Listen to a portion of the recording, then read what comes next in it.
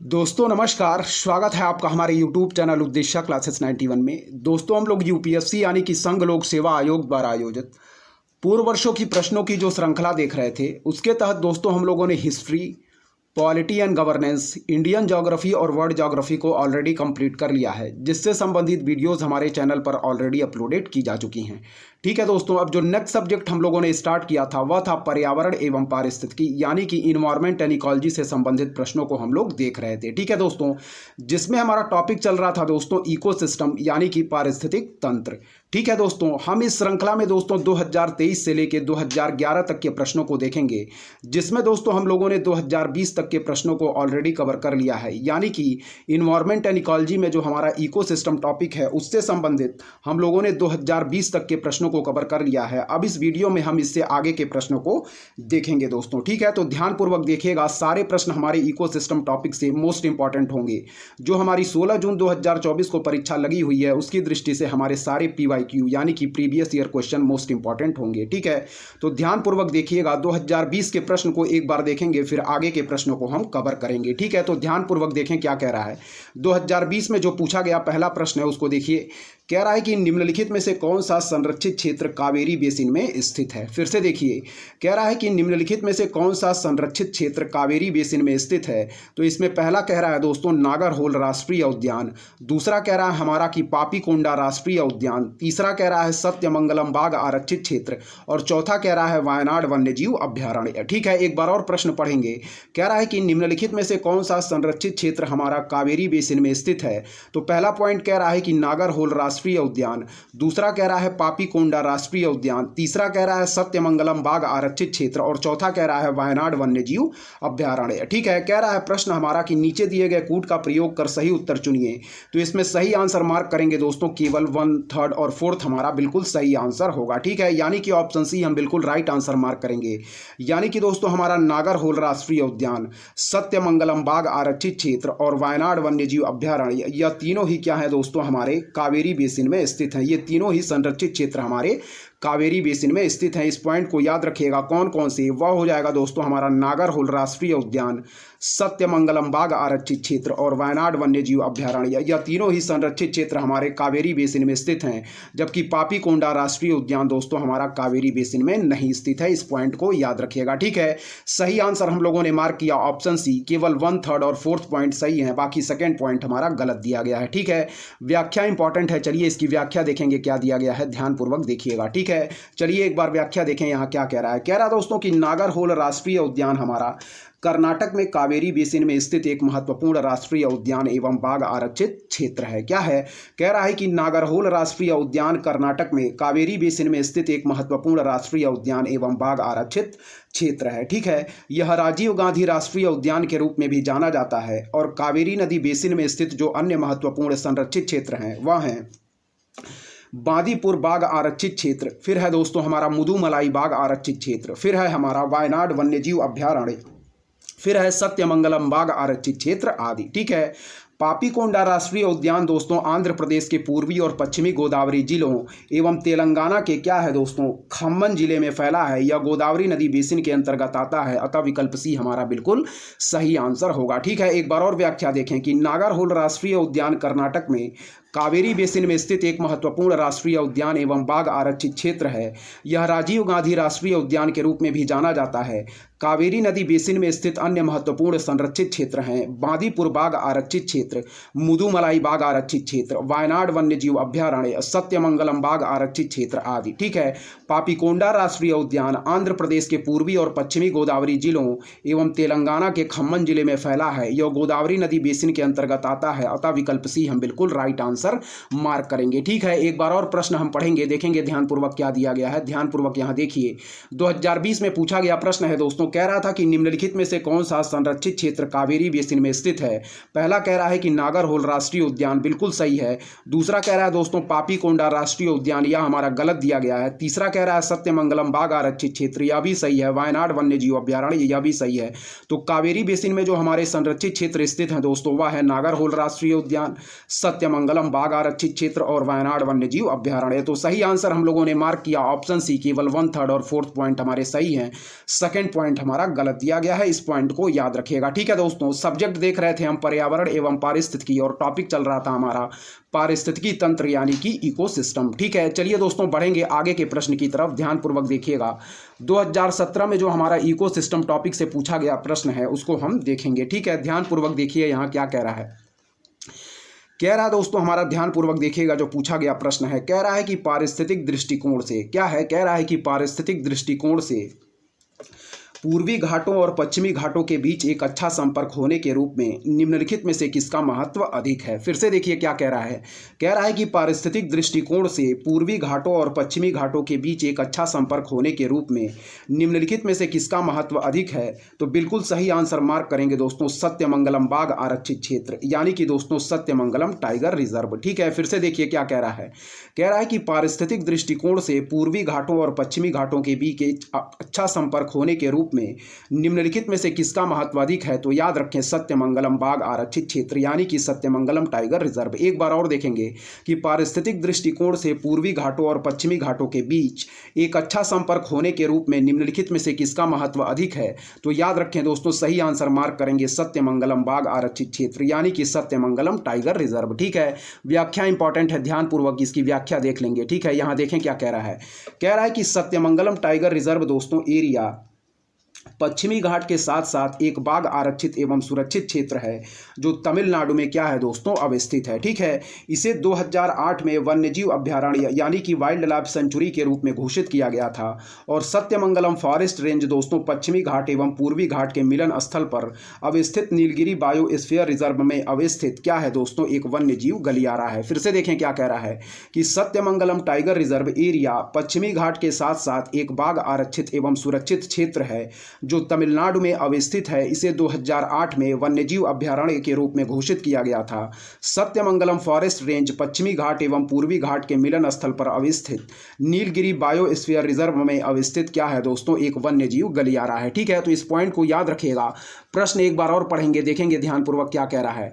कह रहा है कि पारिस्थितिक दृष्टिकोण से पूर्वी घाटों और पश्चिमी घाटों के बीच एक अच्छा संपर्क होने के रूप में निम्नलिखित में से किसका महत्व अधिक है। तो याद रखें ऑप्शन ए हमारा बिल्कुल राइट आंसर होगा यानी कि सत्यमंगलम बाघ आरक्षित क्षेत्र हमारा बिल्कुल राइट आंसर होगा। ठीक है, सत्यमंगलम टाइगर रिजर्व। ठीक है, चलिए बढ़ेंगे दोस्तों हम 2015 में जो हमारा प्रश्न पूछा गया है उसकी तरफ। ठीक है, हम सब्जेक्ट देख रहे थे दोस्तों पर्यावरण एवं पारिस्थितिकी और हमारा टॉपिक चल रहा था दोस्तों इकोसिस्टम यानी कि पारिस्थितिक तंत्र। ठीक है, तो ध्यानपूर्वक देखिएगा, सारे प्रश्न हमारी आगामी परीक्षा की दृष्टि से मोस्ट इंपॉर्टेंट होंगे दोस्तों। ठीक है, चलिए 2015 में जो हमारा इकोसिस्टम टॉपिक से पूछा गया प्रश्न है उसको हम देखेंगे, ध्यानपूर्वक देखते रहें। चलिए देखिए दोस्तों 2015 में जो पूछा गया प्रश्न है उसको देखेंगे। यहाँ देखें क्या कह रहा है। कह रहा है कि निम्नलिखित में से कौन सा एक पारितंत्र यानी कि इकोसिस्टम शब्द का सर्वोत्कृष्ट क्या है दोस्तों वर्णन है। फिर देखें, कह रहा है कि निम्नलिखित में से कौन सा एक पारितंत्र यानी कि इकोसिस्टम शब्द का सर्वोत्कृष्ट वर्णन है। तो इसका सही आंसर मार्क करेंगे दोस्तों हम ऑप्शन सी। क्या है इसका सही आंसर मार्क करेंगे ऑप्शन सी। क्या कह रहा है कि जीवों यानी कि दोस्तों ऑर्गेनिजम्स का समुदाय और साथ ही वह पर्यावरण जिसमें वे रहते हैं उसे हम क्या कहते हैं दोस्तों पारितंत्र या इकोसिस्टम। फिर से देखें, कह रहा है कि निम्नलिखित में से कौन सा एक पारितंत्र यानी कि इकोसिस्टम शब्द का सर्वोत्कृष्ट वर्णन है। तो ऑप्शन सी हम बिल्कुल सही आंसर मार्क करेंगे यानी कि दोस्तों क्या हो जाएगा हमारा आंसर जीवों यानी कि ऑर्गेनिजम्स का समुदाय और साथ ही वह पर्यावरण जिसमें वे रहते हैं इसको हम क्या कहते हैं दोस्तों पारितंत्र या इकोसिस्टम कहते हैं। ठीक है, एक बार और देखें कि निम्नलिखित में से कौन सा एक पारितंत्र यानी कि इकोसिस्टम शब्द का सर्वोत्कृष्ट वर्णन है।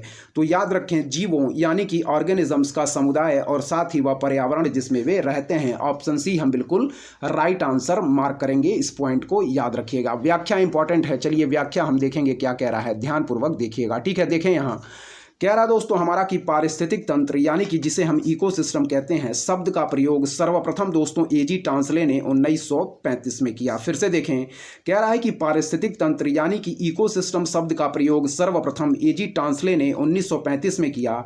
टांसले के अनुसार दोस्तों पारिस्थितिक तंत्र भौतिक तंत्रों का एक विशेष प्रकार होता है और इसकी रचना जैविक एवं अजैविक संगठकों से होती है। ठीक है, फिर से देखें, कह रहा है कि पारिस्थितिक तंत्र यानी कि इकोसिस्टम शब्द का प्रयोग सर्वप्रथम एजी टांसले ने 1935 में किया। टांसले के अनुसार दोस्तों पारिस्थितिक तंत्र भौतिक तंत्रों का एक विशेष प्रकार होता है, इसकी रचना जैविक एवं अजैविक संगठकों से क्या होती है दोस्तों, होती है। ठीक है, अगला पॉइंट हम देखेंगे क्या कह रहा है। कह रहा है कि सविंदर सिंह ने पारितंत्र को इस प्रकार परिभाषित किया है। ध्यान से देखें, कह रहा है कि पारिस्थितिक तंत्र भूतल के निश्चित क्षेत्र को धारण करने वाली एक आधारभूत कार्यशील इकाई होती है जिसके अंतर्गत जैविक एवं अजैविक संगठकों के सकल समुच्चय तथा किसी निश्चित समय इकाई के अंतर्गत उनकी आपसी अंतःक्रिया को सम्मिलित किया जाता है। फिर से देखें, कह रहा है कि सविंदर सिंह ने पारितंत्र को इस प्रकार परिभाषित किया है कि पारिस्थितिक तंत्र भूतल के निश्चित क्षेत्र को धारण करने वाली एक आधारभूत कार्यशील इकाई होती है जिसके अंतर्गत जैविक एवं अजैविक संगठकों के सकल समुच्चय तथा किसी निश्चित समय इकाई के अंतर्गत उनकी आपसी अंतःक्रिया को सम्मिलित किया जाता है। तो इस पॉइंट को याद रखिएगा, इंपॉर्टेंट है। अगला पॉइंट देखें, कह रहा दोस्तों ध्यानपूर्वक देखिएगा, अगला पॉइंट हमारा क्या कह रहा है, यहां देखें ध्यानपूर्वक। ठीक है, देखिए, कह रहा है हमारा कि जैविक घटकों के अंतर्गत वनस्पति एवं प्राणी जातों यानी कि सूक्ष्म जीवों एवं अपघटकों सहित को शामिल किया जाता है। ठीक है, इंपॉर्टेंट है। फिर से देखें, कह रहा है कि जैविक घटकों के अंतर्गत वनस्पति एवं प्राणी जातों यानी कि सूक्ष्म जीवों एवं अपघटकों सहित को शामिल किया जाता है। इस पॉइंट को याद रखिएगा। अगला पॉइंट देखें, कह रहा है कि अजैविक घटकों के अंतर्गत दोस्तों हम प्रकाश, जल, तापमान, मिट्टी इत्यादि को शामिल किया जाता है। फिर देखिए, कह रहा है कि अजैविक घटकों के अंतर्गत प्रकाश, जल, तापमान, मिट्टी इत्यादि को शामिल किया जाता है। इस पॉइंट को याद रखिएगा। ठीक है, अगला पॉइंट देखें, इस प्रकार स्पष्ट है दोस्तों कि पारिस्थितिक तंत्र पृथ्वी के जैविक घटकों एवं अजैविक घटकों के बीच होने वाली अंतर क्रियाओं से बना एक तंत्र है। इस पॉइंट को याद रखें। क्या है, इस प्रकार स्पष्ट है कि पारिस्थितिक तंत्र पृथ्वी के जैविक घटकों एवं अजैविक घटकों के बीच होने वाली अंतर क्रियाओं से बना एक तंत्र है। ठीक है, अगला पॉइंट देखेंगे क्या कह रहा है। कह रहा है कि पृथ्वी पर सबसे वृहद तंत्र दोस्तों क्या है, जैवमंडल होता है। यानी कि क्या है, फिर से देखें, पृथ्वी पर सबसे वृहद तंत्र दोस्तों जैवमंडल होता है जिसके तहत पृथ्वी पर जल मंडल, स्थल मंडल, वायुमंडल के संपर्कीय भाग को क्या दोस्तों शामिल किया जाता है। फिर देखें, पृथ्वी पर सबसे वृहद तंत्र दोस्तों जैवमंडल होता है जिसके तहत पृथ्वी पर दोस्तों जल मंडल, स्थल मंडल, वायुमंडल के संपर्कीय भाग को शामिल किया जाता है। ठीक है, फिर देखें क्या कह रहा है। कह रहा है अतः स्पष्ट है दिए गए विकल्पों में सी सर्वाधिक सही विकल्प है, जबकि विकल्प ए पारस्परिक निर्भर जीव, विकल्प बी जैव मंडल एवं विकल्प डी बायोम से संदर्भित है। इस पॉइंट को याद रखिएगा। ठीक है, प्रश्न एक बार और हम देखेंगे क्या कह रहा है, ध्यानपूर्वक यहां देखिएगा प्रश्न हमारा क्या कह रहा था, एक बार और देखेंगे। कह रहा है दोस्तों कि निम्नलिखित में से कौन सा एक पारितंत्र यानी कि इकोसिस्टम शब्द का सर्वोत्कृष्ट वर्णन है। तो हम लोगों ने सही आंसर मार्क किया था ऑप्शन सी, यानी कि जीवों, यानी कि दोस्तों जीवो ऑर्गेनिजम्स का समुदाय और साथ ही वह पर्यावरण जिसमें वे रहते हैं उसको हम क्या कहते हैं, पारितंत्र या इकोसिस्टम कहते हैं। इस पॉइंट को याद रखिएगा। ठीक है, चलिए बढ़ेंगे दोस्तों इकोसिस्टम टॉपिक से 2014 में जो पूछा गया प्रश्न है उसकी तरफ ध्यानपूर्वक यहाँ देखिएगा क्या कह रहा है।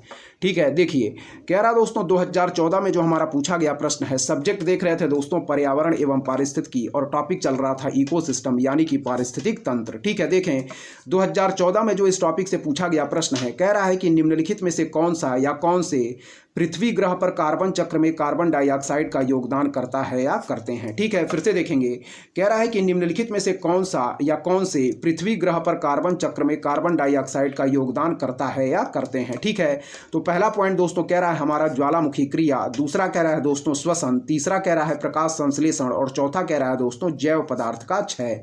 ठीक है, फिर से देखेंगे, कह रहा है कि निम्नलिखित में से कौन सा या कौन से पृथ्वी ग्रह पर कार्बन चक्र में कार्बन डाइऑक्साइड का योगदान करता है या करते हैं। तो पहला पॉइंट कह रहा है कि ज्वालामुखी क्रिया, दूसरा कह रहा है श्वसन, तीसरा कह रहा है प्रकाश संश्लेषण, चौथा कह रहा है जैव पदार्थ का क्षय। एक बार और देखेंगे कि निम्नलिखित में से कौन सा या कौन से पृथ्वी ग्रह पर कार्बन चक्र में कार्बन डाइऑक्साइड का योगदान करता है या करते हैं। तो पहला पॉइंट हो जाएगा ज्वालामुखी क्रिया, दूसरा हो जाएगा दोस्तों श्वसन, तीसरा हो जाएगा प्रकाश संश्लेषण, चौथा हो जाएगा दोस्तों जैव पदार्थ का क्षय। ठीक है, चलिए देखते हैं कौन कौन से पॉइंट हमारे सही दिए गए हैं। ठीक है, ध्यानपूर्वक देखिएगा, यहाँ देखेंगे और इसकी व्याख्या भी हम देखेंगे दोस्तों, इंपॉर्टेंट है। ठीक है, ध्यानपूर्वक देखिए इसका ऑप्शन क्या दिया गया है हम देखेंगे। ठीक है, ध्यानपूर्वक देखें। चलिए देखिए, तो इसमें जो सही आंसर मार्क करेंगे दोस्तों वह है हमारा ऑप्शन सी, यानी कि फर्स्ट, सेकंड और फोर्थ पॉइंट हमारे क्या है दोस्तों, सही दिए गए हैं। ठीक है, प्रश्न हमारा क्या कह रहा था, एक बार और ध्यानपूर्वक देखें। प्रश्न कह रहा था दोस्तों कि निम्नलिखित में से कौन सा या कौन से पृथ्वी ग्रह पर कार्बन चक्र में कार्बन डाइऑक्साइड का योगदान करता है या करते हैं। ठीक है, एक बार और देखें, निम्नलिखित में से कौन सा या कौन से पृथ्वी ग्रह पर कार्बन चक्र में कार्बन डाइऑक्साइड का योगदान करता है या करते हैं। ठीक है, तो हम लोगों ने सही आंसर मार्क किया था ऑप्शन सी, केवल 1 सेकेंड, यानी कि फर्स्ट, सेकेंड और फोर्थ पॉइंट हमारे सही दिए गए थे। ठीक है, यानी कि दोस्तों ज्वालामुखी क्रिया हो जाएगा, फिर हो जाएगा दोस्तों हमारा श्वसन, और फिर हो जाएगा दोस्तों हमारा क्या, वह हो जाएगा जैव पदार्थ का क्षय। ठीक है, प्रश्न कह रहा था कि निम्नलिखित में से कौन सा या कौन से पृथ्वी ग्रह पर कार्बन चक्र में कार्बन डाइऑक्साइड का योगदान करता है या करते हैं। तो याद रखें, पहला पॉइंट ज्वालामुखी क्रिया करती है दोस्तों, फिर होती है हमारी श्वसन, और फिर हो जाएगा दोस्तों हमारा चौथा पॉइंट, वह है हमारा क्या है, जैव पदार्थ का क्षय। जबकि प्रकाश संश्लेषण दोस्तों यह क्या करती है, कार्बन चक्र में कार्बन डाइऑक्साइड का योगदान नहीं करती है। इस पॉइंट को याद रखें। ठीक है, क्या कह रहा था कि निम्नलिखित में से कौन सा या कौन से पृथ्वी ग्रह पर कार्बन चक्र में कार्बन डाइऑक्साइड का योगदान करते हैं। तो याद रखें, ज्वालामुखी क्रिया करती है, श्वसन करता है और जैव पदार्थ का क्षय करता है। जबकि प्रकाश संश्लेषण दोस्तों हमारी पृथ्वी ग्रह पर कार्बन चक्र में कार्बन डाइऑक्साइड का योगदान नहीं करता है। इस पॉइंट को याद रखें।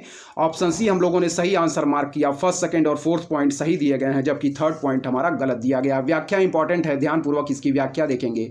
चलिए व्याख्या देखते हैं क्या दिया गया है, ध्यानपूर्वक देखें। कह रहा है दोस्तों हमारा कार्बन चक्र यानी कि कार्बन साइकिल क्या है दोस्तों, एक भू जैव रासायनिक चक्र है। ठीक है, फिर देखें, कार्बन साइकिल हमारा दोस्तों एक भू जैव रासायनिक चक्र है, जिसके द्वारा क्या दोस्तों, कार्बन का जैव मंडल, भूमंडल, मृदा मंडल, जल मंडल और पृथ्वी के वायुमंडल के साथ क्या होता है दोस्तों, आदान प्रदान होता है। फिर देखिए, कह रहा है कि कार्बन चक्र यानी कि कार्बन साइकिल एक भू जैव रासायनिक चक्र है, जिसके द्वारा कार्बन का दोस्तों जैव मंडल, भूमंडल, मृदा मंडल, जल मंडल और पृथ्वी के वायुमंडल के साथ क्या होता है दोस्तों, आदान प्रदान होता है। ठीक है, नेक्स्ट पॉइंट देखेंगे। कह रहा है कि यह जैव मंडल और उसके समस्त जीवों के साथ कार्बन के क्या दोस्तों, पुनर्नवीनीकरण और पुनर्उपयोग को अनुमत करता है। फिर देखें, कह रहा है यह जैव मंडल और उसके समस्त जीवों के साथ कार्बन के पुनर्नवीनीकरण और पुनर्उपयोग को क्या दोस्तों, अनुमत करता है। इस पॉइंट को याद रखें। फिर देखें, यह जैव मंडल और उसके समस्त जीवों के साथ कार्बन के पुनर्नवीनीकरण और पुनर्उपयोग को क्या दोस्तों, अनुमत करता है। इस पॉइंट को याद रखें। अगला पॉइंट देखें कि कार्बन चक्र की खोज प्रारंभिक रूप से दोस्तों जोसेफ प्रिस्टले तथा क्या है दोस्तों, लेवोजियर ने की तथा हम्फ्री डेवी ने इसे आगे प्रतिपादित किया। फिर देखें, कार्बन चक्र की खोज दोस्तों प्रारंभिक रूप से जोसेफ प्रिस्टले तथा लेवोजियर ने की तथा हम्फ्री डेवी ने इसे आगे प्रतिपादित किया। इस पॉइंट को याद रखिएगा। अगला देखें कि कार्बन चक्र में कार्बन डाइऑक्साइड का योगदान निम्नलिखित प्रक्रियाओं द्वारा होता है। याद रखिए, यही हमारा प्रश्न भी पूछा गया है। तो पहला हो जाएगा दोस्तों श्वसन, फिर हो जाएगा हमारा ज्वालामुखी क्रिया, फिर हो जाएगा दोस्तों जैव पदार्थ का क्षय, फिर हो जाएगा जीवाश्म ईंधन के दहन से, और फिर हो जाएगा दोस्तों हमारा पेट्रोलियम परिसंस्करण यानी कि दोस्तों ऑयल रिफाइनिंग के द्वारा। ठीक है, एक बार और देखेंगे कि कार्बन चक्र में कार्बन डाइऑक्साइड का योगदान दोस्तों निम्नलिखित प्रक्रियाओं द्वारा होता है। पहला पॉइंट है श्वसन, दूसरा है ज्वालामुखी क्रिया, तीसरा है जैव पदार्थ का क्षय, चौथा पॉइंट जीवाश्म ईंधन के दहन से, और पांचवा पॉइंट पेट्रोलियम परिसंस्करण यानी कि ऑयल रिफाइनिंग के द्वारा। ठीक है, अगला पॉइंट देखेंगे, इंपॉर्टेंट है। कह रहा है कि प्रकाश संश्लेषण यानी कि फोटोसिंथेसिस की प्रक्रिया द्वारा हरे पेड़ पौधे दोस्तों वातावरण से कार्बन डाइऑक्साइड का क्या दोस्तों, अवशोषण करते हैं। ठीक है, फिर देखिए, कह रहा है कि कार्बन चक्र में कार्बन डाइऑक्साइड का योगदान निम्नलिखित प्रक्रियाओं द्वारा होता है। पहला पॉइंट है श्वसन, दूसरा है ज्वालामुखी क्रिया, तीसरा है जैव पदार्थ का क्षय, चौथा है जीवाश्म ईंधन के दहन से, और पांचवा है दोस्तों पेट्रोलियम परिसंस्करण यानी कि ऑयल रिफाइनिंग के द्वारा। ठीक है, लास्ट पॉइंट देखेंगे। कह रहा है कि प्रकाश संश्लेषण यानी कि फोटोसिंथेसिस की प्रक्रिया द्वारा हरे पेड़ पौधे वातावरण से क्या दोस्तों, कार्बन डाइऑक्साइड का अवशोषण यानी कि एब्जॉर्प्शन करते हैं। इस पॉइंट को याद रखिएगा। ठीक है, चलिए दोस्तों, पारिस्थितिक तंत्र यानी कि इको सिस्टम टॉपिक से 2013 में जो पूछा गया प्रश्न है उसको हम देखेंगे। ध्यानपूर्वक देखिएगा, इंपॉर्टेंट है। चलिए पढ़ेंगे दोस्तों, देखेंगे क्या कह रहा है। कह रहा है दोस्तों कि घास स्थलों में, यानी कि फिर से देखें, कह रहा है कि घास स्थलों में वृक्ष पारिस्थितिक अनुक्रमण के अंश के रूप में किस कारण घासों को प्रतिस्थापित नहीं करते हैं। फिर देखिए क्या कह रहा है, 2013 में पूछा गया प्रश्न है दोस्तों। टॉपिक हमारा चल रहा था पारिस्थितिक तंत्र और सब्जेक्ट देख रहे थे पर्यावरण एवं पारिस्थितिकी। ठीक है, फिर देखें, कह रहा है कि घास स्थलों में वृक्ष पारिस्थितिक अनुक्रमण के अंश के रूप में किस कारण घासों को प्रतिस्थापित नहीं करते हैं। ठीक है, तो इसका सही आंसर मार्क करेंगे, जल की सीमाओं एवं आग के कारण। ठीक है, फिर देखिए क्या कह रहा है, कह रहा है कि घास स्थलों में वृक्ष पारिस्थितिक अनुक्रमण अनुक्रमण के अंश के रूप में किस कारण घासों को प्रतिस्थापित नहीं करते हैं? तो इसका सही आंसर हम लोगों ने मार्क किया जल की सीमाओं एवं आग के कारण। ठीक है, एक बार और पढ़ेंगे प्रश्न को कि घास स्थलों में वृक्ष पारिस्थितिक अनुक्रमण के अंश के रूप में किस कारण घासों को प्रतिस्थापित नहीं करते हैं? तो सही आंसर मार्क किया इसका जल की सीमाओं एवं आग के कारण। ठीक है, इंपॉर्टेंट है, इसकी व्याख्या देखेंगे क्या कह रहा है। कह रहा है कि घास हमारे दोस्तों स्थलीय बायोम की यह विशेषता है कि यहाँ घासों को वृक्ष प्रतिस्थापित नहीं कर पाते हैं। क्या है, फिर देखिए, घास स्थलीय बायोम की यह विशेषता है कि यहाँ घासों को वृक्ष प्रतिस्थापित नहीं कर पाते। इसका मुख्य कारण इस बायोम में कम वर्षा होने से सीमित मात्रा में जल की उपलब्धता का होना है। ठीक है, जल के अभाव में यहाँ वृक्ष बहुत ही सीमित मात्रा में छितरे हुए पाए जाते हैं। इन घास स्थलों में आग लगने की बारंबारता भी उच्च होती है, जिसके परिणाम स्वरूप सीमित मात्रा में उगे हुए वृक्ष जलकर पुनः समाप्त हो जाते हैं और इस प्रकार पारिस्थितिक अनुक्रमण क्या होता है दोस्तों, पुनः प्रारंभ होता है। अतः विकल्प सी हम लोगों ने सही आंसर मार्क किया है। ठीक है, एक बार और पढ़ेंगे व्याख्या। कह रहा है कि घास स्थलीय बायोम की यह विशेषता है कि यहाँ घासों को वृक्ष प्रतिस्थापित नहीं कर पाते। इसका मुख्य कारण है दोस्तों कि इस बायोम में कम वर्षा होने से सीमित मात्रा में जल की उपलब्धता का होना है। जल के अभाव में यहाँ वृक्ष बहुत ही सीमित मात्रा में छितरे हुए पाए जाते हैं। इन घास स्थलों में आग लगने की बारंबारता भी उच्च होती है, जिसके परिणाम स्वरूप सीमित मात्रा में उगे हुए वृक्ष जलकर पुनः समाप्त हो जाते हैं और इस प्रकार पारिस्थितिक अनुक्रमण पुनः प्रारंभ होता है। अतः विकल्प सी हमारा बिल्कुल सही आंसर है। ठीक है, इस पॉइंट को याद रखिएगा। प्रश्न कह रहा था दोस्तों कि घास स्थलों में वृक्ष हमारे पारिस्थितिक अनुक्रमण के अंश के रूप में किस कारण घासों को प्रतिस्थापित नहीं करते हैं? तो याद रखें जल की सीमाओं एवं आग के कारण। ऑप्शन सी हम लोगों ने बिल्कुल राइट आंसर मार्क किया था। ठीक है, 2013 में जो पारिस्थितिक तंत्र टॉपिक से पूछा गया दूसरा प्रश्न है, उसको हम देखेंगे। ध्यानपूर्वक देखिए दोस्तों, इंपॉर्टेंट है, पढ़ेंगे प्रश्न क्या कह रहा है। कह रहा है कि निम्नलिखित में से कौन सा एक पद केवल जीव द्वारा ग्रहण किए गए द्विक स्थान का ही नहीं बल्कि जीवों के समुदाय में उसकी कार्यात्मक भूमिका का भी वर्णन करता है? फिर देखिए, कह रहा है कि निम्नलिखित में से कौन सा एक पद केवल जीव द्वारा ग्रहण किए गए द्विक स्थान का ही नहीं बल्कि जीवों के समुदाय में उसकी कार्यात्मक भूमिका का भी वर्णन करता है? तो सही आंसर मार्क करेंगे दोस्तों, वह है हमारा पारिस्थितिक कर्मता यानी कि इकोलॉजिकल नीचे की बात कर रहा है। फिर से देखिए क्या कर रहा है, ऑप्शन बी हमारा बिल्कुल सही आंसर होगा। एक बार और देखें, कह रहा है कि निम्नलिखित में से कौन सा एक पद केवल जीव द्वारा ग्रहण किए गए द्विक स्थान का ही नहीं बल्कि जीवों के समुदाय में उसकी कार्यात्मक भूमिका का भी वर्णन करता है? तो सही आंसर हम लोगों ने मार्क किया पारिस्थितिक कर्मता यानी कि इकोलॉजिकल नीचे की बात कर रहा है। ठीक है, एक बार और देखेंगे कि निम्नलिखित में से कौन सा एक पद केवल जीव द्वारा ग्रहण किए गए द्विक स्थान का ही नहीं बल्कि जीवों के समुदाय में उसकी कार्यात्मक भूमिका का भी वर्णन करता है? तो सही आंसर हो जाएगा दोस्तों ऑप्शन बी यानी कि पारिस्थितिक कर्मता की बात कर रहा है, इकोलॉजिकल नीचे यानी कि ऑप्शन बी हम बिल्कुल राइट आंसर मार्क करेंगे। इस पॉइंट को याद रखिएगा। सारे प्रश्न जो हम लोग हल करते चल रहे हैं दोस्तों वह आगामी परीक्षा की दृष्टि से मोस्ट इंपॉर्टेंट है, इसलिए सारे प्रश्नों को आप लोग ध्यानपूर्वक देखते चलें। ठीक है दोस्तों, और यदि आपको हमारा कंटेंट पसंद आ रहा है तो हमारे चैनल उद्देश्य क्लासेस 91 को दोस्तों जरूर सब्सक्राइब करें, लाइक करें, अपने दोस्तों के बीच शेयर करें और ऐसे ही लगातार पढ़ते रहें। सारे प्रश्न दोस्तों हमारी आगामी परीक्षा की दृष्टि से मोस्ट इंपॉर्टेंट है। चलिए आगे के प्रश्नों को हम देखेंगे ध्यानपूर्वक कि आगे के प्रश्न हमारे क्या कह रहे हैं। सारे प्रश्नों को आप लोग ध्यानपूर्वक देखते चलें। चलिए देखेंगे दोस्तों ध्यानपूर्वक। ठीक है, चलिए देखिए व्याख्या देखिए इसका क्या कह रहा है, ध्यानपूर्वक देखिएगा। कह रहा दोस्तों हमारा ध्यानपूर्वक यहाँ देखें कि पारिस्थितिक निकेत अथवा नीचे शब्द का प्रयोग सर्वप्रथम दोस्तों किसने किया था? याद रखिएगा, इंपॉर्टेंट है, ग्रीनेल्स ने। क्या है, फिर से देखें कि पारिस्थितिक निकेत अथवा नीचे शब्द का प्रयोग सर्वप्रथम दोस्तों ग्रीनेल्स ने किया था। इन्होंने विभिन्न प्रकार की जातियों एवं उपजातियों की स्थानीय वितरण व्यवस्था का इसी के माध्यम से क्या दोस्तों निरूपण किया था? इस पॉइंट को याद रखिएगा। ठीक है, क्या कह रहा है कि पारिस्थितिक निकेत अथवा नीचे शब्द का प्रयोग सर्वप्रथम ग्रीनेल्स ने किया था। इन्होंने विभिन्न प्रकार की जातियों एवं उपजातियों की स्थानीय वितरण व्यवस्था का इसी के माध्यम से क्या दोस्तों निरूपण किया था। ठीक है, देखेंगे पहला पॉइंट क्या कह रहा है। कह रहा है हमारा कि आवास एवं निकेत। क्या है दोस्तों, ध्यानपूर्वक देखिएगा। कह रहा है आवास एवं निकेत। ठीक है, कह रहा है वह स्थान जहां दोस्तों जीव हमारे क्या दोस्तों निवास करते हैं। क्या है, कह रहा है कि वह स्थान जहां जीव निवास करते हैं क्या है दोस्तों आवास कहलाता है। ठीक है, फिर देखें, कह रहा है कि आवास स्पष्ट भौतिक गुणों से क्या होता है, युक्त होता है, जिसमें वनस्पति तथा प्राणी जीवन के प्रबल रूप में क्या होते हैं दोस्तों सम्मिलित होते हैं। ठीक है, कह रहा है जबकि किसी भी जीव का पारिस्थितिकीय निकेत विभिन्न स्थितियों, सहनशीलता, संसाधनों के उपयोग की क्षमता तथा पारिस्थितिक तंत्र में इसकी अभिलाक्षणिक भूमिका को दर्शाता है। प्रत्येक जीव का एक विशिष्ट क्या होता है दोस्तों निकेत होता है तथा कोई भी दो जातियां एक ही निकेत में नहीं रह सकती हैं। ठीक है, इस पॉइंट को याद रखिएगा। क्या कह रहा है, फिर से देखिए, कह रहा है हमारा कि पारिस्थितिक निकेत अथवा नीचे शब्द का प्रयोग सर्वप्रथम ग्रीनेल्स ने किया था।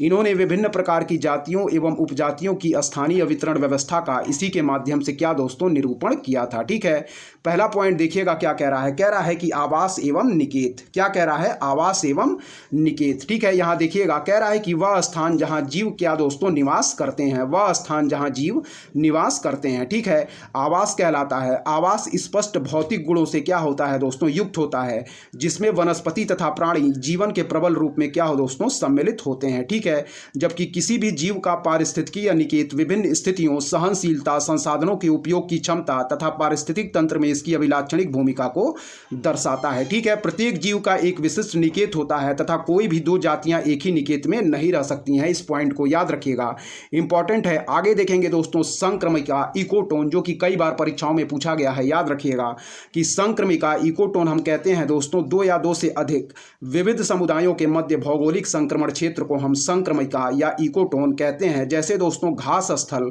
एवं वन के बीच का क्षेत्र, समुद्री कोमल तल प्राणियों तथा कठोर तल प्राणियों के बीच का क्षेत्र। ठीक है, इंपॉर्टेंट है। दोनों की व्याख्या हम एक बार फिर से देखेंगे। यहाँ देखें, कह रहा है कि पारिस्थितिक निकेत अथवा नीचे शब्द का प्रयोग सर्वप्रथम दोस्तों ग्रीनेल्स ने किया था। इस पॉइंट को याद रखिएगा। ठीक है, इन्होंने विभिन्न प्रकार की जातियों एवं उपजातियों की स्थानीय वितरण व्यवस्था का इसी के माध्यम से निरूपण किया था। ठीक है, फिर देखिए क्या है, चलिए देखेंगे दोस्तों, फिर से देखिए क्या कह रहा है, कह रहा है कि पारिस्थितिक निकेत अथवा नीचे शब्द का प्रयोग सर्वप्रथम ग्रीनेल्स ने किया था। इन्होंने विभिन्न प्रकार की जातियों एवं उपजातियों की स्थानीय वितरण व्यवस्था का इसी के माध्यम से निरूपण किया था। ठीक है, चलिए देखेंगे। पहला पॉइंट कह रहा है कि आवास एवं निकेत यानी कि नीचे। ठीक है, कह रहा है कि वह स्थान जहां जीव निवास करते हैं क्या दोस्तों आवास यानी कि हैबिटेट कहलाता है। ठीक है, देखें, आवास स्पष्ट भौतिक गुणों से क्या होता है दोस्तों युक्त होता है, जिसमें वनस्पति तथा प्राणी जीवन के प्रबल रूप में क्या दोस्तों सम्मिलित होते हैं। ठीक है, जबकि किसी भी जीव का पारिस्थितिकी या निकेत विभिन्न स्थितियों, सहनशीलता, संसाधनों के उपयोग की क्षमता तथा पारिस्थितिक तंत्र में इसकी अभिलाक्षणिक भूमिका को दर्शाता है। प्रत्येक जीव का एक विशिष्ट निकेत होता है तथा कोई भी दो जातियां एक ही निकेत में नहीं रह सकती हैं। इस पॉइंट को याद रखिएगा, इंपॉर्टेंट है। फिर देखें संक्रमिका या इकोटोन। ठीक है, देखें क्या कह रहा है, ध्यानपूर्वक देखिएगा। ठीक है, कह रहा है कि दो या दो से अधिक विविध समुदायों के मध्य भौगोलिक संक्रमण क्षेत्र को दोस्तों संक्रमिका या इकोटोन कहते हैं। जैसे घास स्थल एवं वन के बीच का क्षेत्र और समुद्री कोमल तल प्राणियों तथा कठोर तल प्राणियों के बीच का क्षेत्र। ठीक है, इस पॉइंट को याद रखिएगा, इंपॉर्टेंट है। चलिए दोस्तों आगे के प्रश्न की तरफ हम बढ़ेंगे। ठीक है, 2013 में जो पूछा गया हमारे आगे के प्रश्न है उसको हम देखेंगे। ठीक है, तीसरा नंबर प्रश्न जो पूछा गया है उसको ध्यानपूर्वक यहाँ देखिए। ठीक है, देखें क्या कह रहा है, कह रहा दोस्तों हमारा कि पारितंत्रों की घटती उत्पादकता के क्रम में उनका निम्नलिखित में से कौन सा अनुक्रम सही है। ठीक है, ध्यानपूर्वक देखिए यहाँ क्या कह रहा है, देखिएगा, इंपॉर्टेंट है दोस्तों। ठीक है, देखें यहाँ क्या कह रहा है, चलिए देखिए ध्यानपूर्वक देखें कि पारितंत्रों की घटती उत्पादकता के क्रम में उनका निम्नलिखित में से कौन सा अनुक्रम सही है। तो इसमें सही आंसर दोस्तों जो है वह हम मार्क करेंगे। सबसे पहले हो जाएगा हमारा मैनग्रोव, फिर हो जाएगा दोस्तों घास स्थल, फिर हो जाएगा झील और फिर हो जाएगा महासागर। फिर देखिए कह रहा है कि पारितंत्रों की घटती उत्पादकता के क्रम में उनका निम्नलिखित में से कौन सा अनुक्रम क्या है दोस्तों सही है।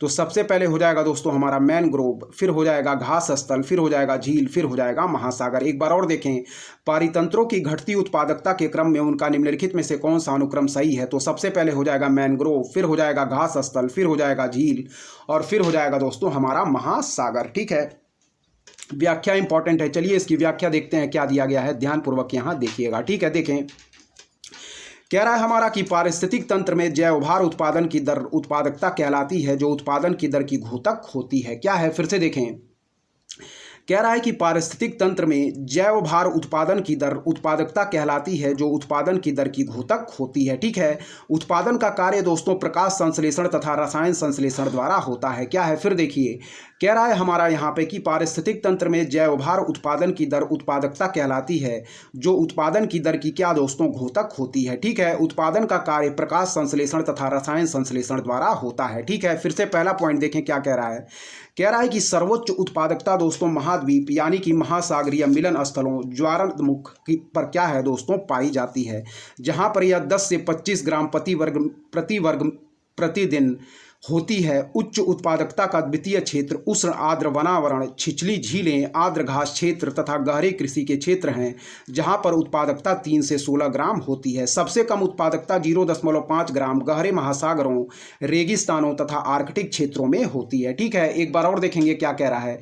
कह रहा है कि सर्वोच्च उत्पादकता दोस्तों महाद्वीप महासागरीय मिलन स्थलों यानी कि ज्वारमुख पर पाई जाती है, जहां पर यह 10 से 25 ग्राम प्रति वर्ग मीटर प्रतिदिन होती है। फिर कह रहा है कि उच्च उत्पादकता का द्वितीय क्षेत्र उष्ण आर्द्र वनावरण, छिछली झीलें, आर्द्र घास क्षेत्र तथा गहरे कृषि के क्षेत्र हैं, जहां पर उत्पादकता 3 से 16 ग्राम होती है। सबसे कम उत्पादकता 0.5 ग्राम गहरे महासागरों, रेगिस्तानों तथा आर्कटिक क्षेत्रों में होती है। ठीक है, एक बार और देखेंगे कि सर्वोच्च उत्पादकता महाद्वीप या महासागरीय मिलन स्थलों ज्वारमुख पर पाई जाती है, जहां पर यह 10 से 25 ग्राम प्रति वर्ग मीटर प्रतिदिन होती है। उच्च उत्पादकता का द्वितीय क्षेत्र उष्ण आर्द्र वनावरण, छिछली झीलें, आर्द्र घास क्षेत्र तथा गहरे कृषि के क्षेत्र हैं, जहां पर उत्पादकता 3 से 16 ग्राम होती है। सबसे कम उत्पादकता 0.5 ग्राम गहरे महासागरों, रेगिस्तानों तथा आर्कटिक क्षेत्रों में होती है। ठीक है, अगला पॉइंट देखेंगे कि समस्त विश्व की औसत नेट प्राथमिक उत्पादकता 303 ग्राम प्रति वर्ग मीटर प्रति वर्ष है। फिर देखें क्या कह रहा है कि समस्त विश्व की औसत नेट प्राथमिक उत्पादकता 303 ग्राम प्रति वर्ग मीटर प्रति वर्ष है। इस पॉइंट को याद रखिए। अगला पॉइंट देखें क्या कह रहा है कि इस प्रकार दिए गए पारितंत्रों में उत्पादकता का घटता क्रम हो जाएगा दोस्तों। सबसे पहले मैंग्रोव, फिर घास स्थल, फिर झील, फिर महासागर होगा। अतः विकल्प सी हम लोगों ने सही आंसर मार्क किया है। फिर देखिए, इस प्रकार दिए गए पारितंत्रों में उत्पादकता का घटता क्रम हो जाएगा। सबसे पहले मैंग्रोव, फिर घास स्थल, फिर झील, फिर महासागर होगा। अतः विकल्प सी हमारा बिल्कुल सही आंसर होगा। ठीक है, ध्यानपूर्वक यहां देखिएगा। प्रश्न एक बार और देखेंगे। कह रहा है कि पारितंत्रों की घटती उत्पादकता के क्रम में उनका निम्नलिखित में से कौन सा अनुक्रम सही है। तो सबसे पहले मैंग्रोव, फिर घास स्थल, फिर झील, फिर महासागर। ऑप्शन सी हमारा बिल्कुल राइट आंसर हो जाएगा। ठीक है, चलिए हमारा 2013 में जो पूछा गया चौथा प्रश्न है उसको हम देखेंगे। ध्यानपूर्वक देखिए यहाँ क्या कह रहा है। कह रहा दोस्तों कि पारितंत्र में खाद्य श्रृंखलाओं के संदर्भ में निम्नलिखित में से किस प्रकार का या के जीव अपघटक जीव कहलाते हैं या कहलाता है। इस पॉइंट को याद रखिएगा। फिर से देखें कि पारितंत्र में खाद्य श्रृंखलाओं के संदर्भ में निम्नलिखित में से किस प्रकार का या के जीव अपघटक जीव कहलाता है या कहलाते हैं। ठीक है, तो पहला पॉइंट कह रहा है दोस्तों हमारा वह है विषाणु, दूसरा कह रहा है दोस्तों कवक और तीसरा कह रहा है दोस्तों हमारा जीवाणु। ठीक है, फिर से देखिए क्या कह रहा है। कह रहा है कि पारितंत्र में खाद्य श्रृंखलाओं के संदर्भ में निम्नलिखित में से किस प्रकार का या के जीव अपघटक जीव कहलाता है या कहलाते हैं। ठीक है, तो सबसे पहला पॉइंट दिया गया है दोस्तों विषाणु, फिर दिया गया है दोस्तों कवक और फिर दिया गया है हमारा जीवाणु। ठीक है, ध्यानपूर्वक देखते रहिए दोस्तों सारे प्रश्न हमारे।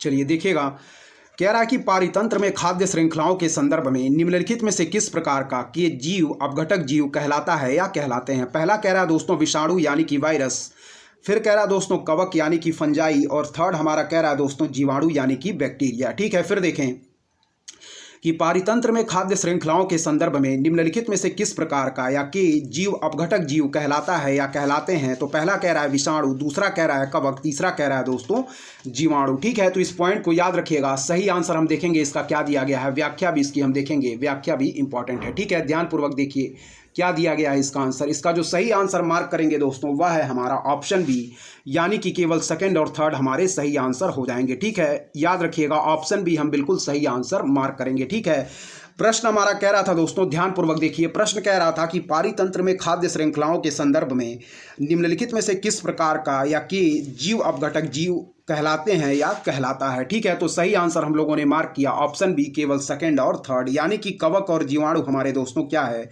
पारितंत्र में खाद्य श्रृंखलाओं के संदर्भ में। याद रखिए जीव अपघटक जीव कहलाते हैं कौन कौन से, कवक और जीवाणु यानी कि फंजाई और बैक्टीरिया। ठीक है, व्याख्या इंपॉर्टेंट है, व्याख्या इसकी ध्यानपूर्वक देखिएगा क्या कह रहा है। चलिए देखते हैं व्याख्या इसकी क्या दिया गया है, ध्यानपूर्वक देखें। चलिए देखिएगा दोस्तों व्याख्या इसकी क्या कह रहा है, ध्यानपूर्वक देखें।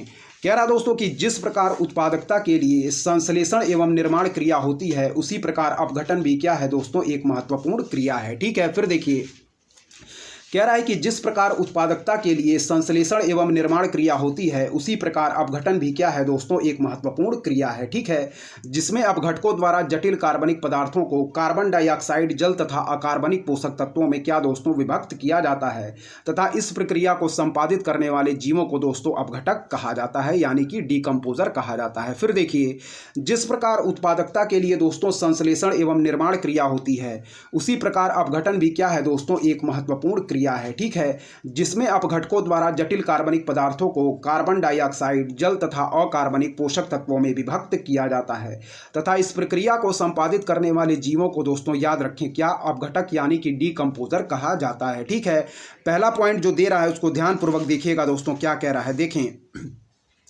कह रहा है कि अपघटक जीवों के अंतर्गत दोस्तों जीवाणु, कवक, केचुआ, कुछ विशेष प्रकार के कीट एवं घोंघे इत्यादि को शामिल किया जाता है। क्या है देखें, कह रहा है कि अपघटक जीवों के अंतर्गत जीवाणु, कवक, केचुआ, कुछ विशेष प्रकार के कीट एवं घोंघे इत्यादि को शामिल किया जाता है। ठीक है, दूसरा पॉइंट देखेंगे क्या कह रहा है। कह रहा है कि सामान्यतः अपघटक मृत पदार्थों को तोड़ते हैं, परंतु वे जमीन पर पड़े जीवित पदार्थों का भी दोस्तों अपघटन कर सकते हैं। देखें, कह रहा है कि सामान्यतः अपघटक मृत पदार्थों को तोड़ते हैं, परंतु वे जमीन पर पड़े जीवित पदार्थों का भी अपघटन कर सकते हैं। ठीक है, अगला पॉइंट देखिएगा। कह रहा है कि विषाणु हमारे अपघटक नहीं होते हैं, इस पॉइंट को भी याद रखें। ठीक है, फिर से देखें क्या कह रहा है।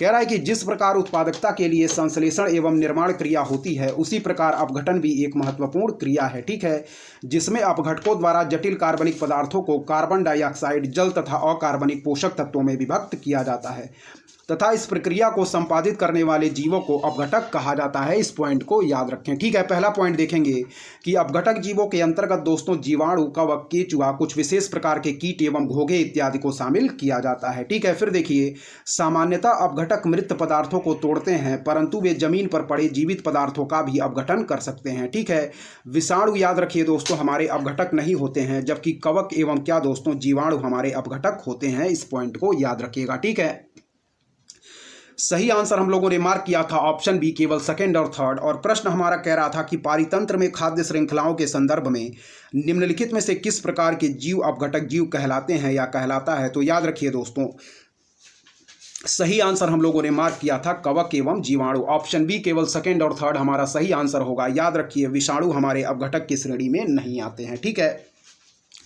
चलिए दोस्तों, पांचवा प्रश्न जो इस टॉपिक से पूछा गया है उसको हम देखेंगे। ठीक है, सब्जेक्ट चल रहा था पर्यावरण एवं पारिस्थितिकी और टॉपिक देख रहे थे दोस्तों हम इकोसिस्टम। ठीक है, देखिए पांचवा प्रश्न जो इस टॉपिक से पूछा गया है उसको हम देखेंगे। यहाँ ध्यानपूर्वक देखिए क्या कह रहा है। ठीक है, देखिएगा, देखें।